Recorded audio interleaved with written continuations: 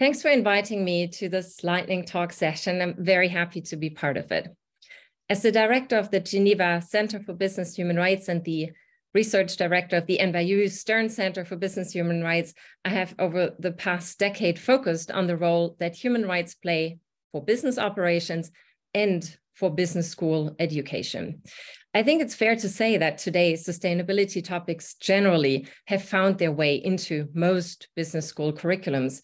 But a dedicated focus on human rights in business school education is still rare, although this is changing as well. 6 years ago, we founded a network and we currently work with over 100 business schools from around the world, the so-called Global Business School Network for Human Rights, to strengthen this specific perspective.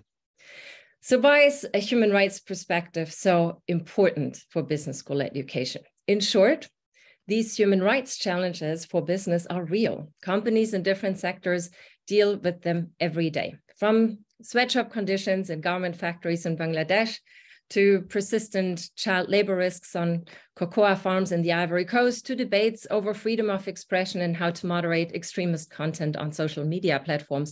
Managing these challenges is real for managers today, and they affect business success. And from our research, we have growing evidence that respecting human rights simply makes good business sense. Also, because it shows foresight. In Europe, emerging legislation on so-called mandatory human rights due diligence requires companies to specifically assess their human rights impacts and mitigate human rights risks. So integrating human rights in business is no longer just nice to have, but it's obligatory by law in Europe. But today, I don't want to bore you with new legal requirements. Instead, I want to make the case for human rights in business school education from a climate perspective. And I'd like to briefly walk you through two examples from our research which show that human rights and climate concerns are, in fact, inextricably linked. And our research shows that human rights are foundational for devising climate strategies that work. So let me provide two examples. First is cobalt. Cobalt is an essential battery mineral for rechargeable batteries that power our electronic devices and electric vehicles. In fact, we need a lot more cobalt in the future to accelerate the transition to electric mobility. But 2/3 of the world's cobalt comes from the Democratic Republic of the Congo, a country with weak law enforcement and high human rights risks in mining, particularly health and safety issues, but also child labor. Since 2019, the Geneva and the NYU centers have looked into the cobalt supply chain, and we found that the most dangerous part in the supply chain from a human rights perspective is so-called ASM, artisanal small-scale mining, where miners dig deep tunnels to reach and extract the cobalt ore.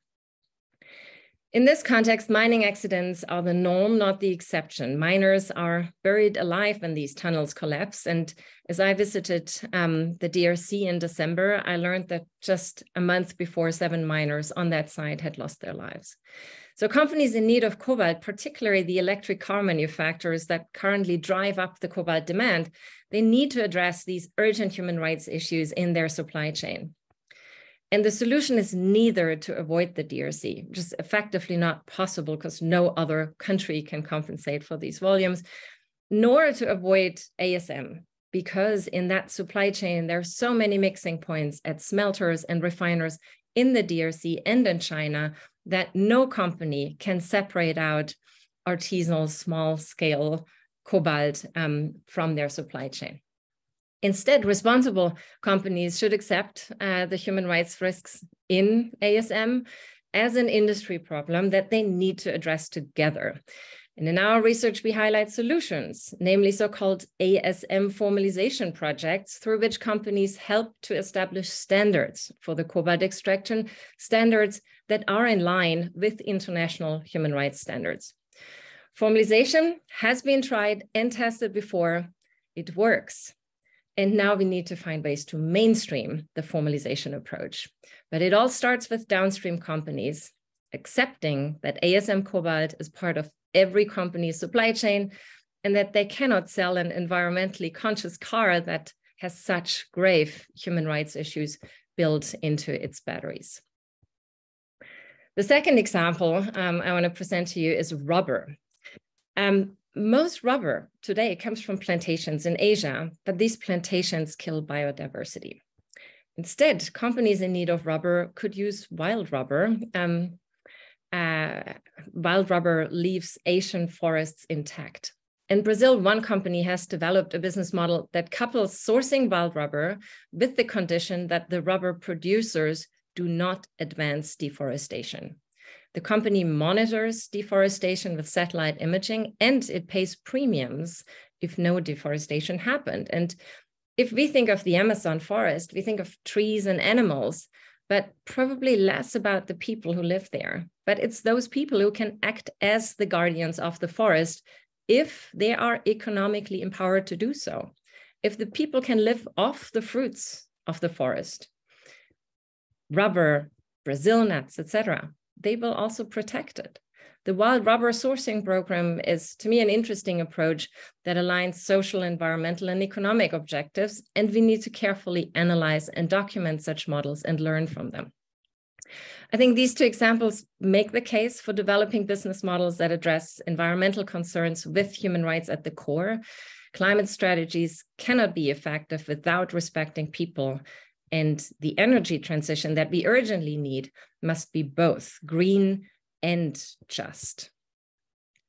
To wrap up, let me just say a few words about how these topics can become an integral part of the business school curriculum. At the Geneva School for Economics and Management, we recently revised our master program to integrate an explicit responsible management perspective throughout the program. Human rights aspects are relevant in all disciplines of management, from accounting to marketing and finance. And in this program, the human rights perspective presents the red thread that runs through all our courses. The students in this program will be leaders of tomorrow, and we think there's no better place than university to shape their responsible leadership skills with human rights at the core. And I think this is also what the next generation demands. My classes on business human rights in Geneva are very well attended. And you may have even heard of students in Paris protesting against their business school because apparently not enough courses on sustainability were offered. So to me, these are strong indications that the next generation wants to be trained on business models that are not aggravating problems, but that can offer solutions to grand societal challenges. And we as educators should respond to this request to protect people and the planet. Thank you.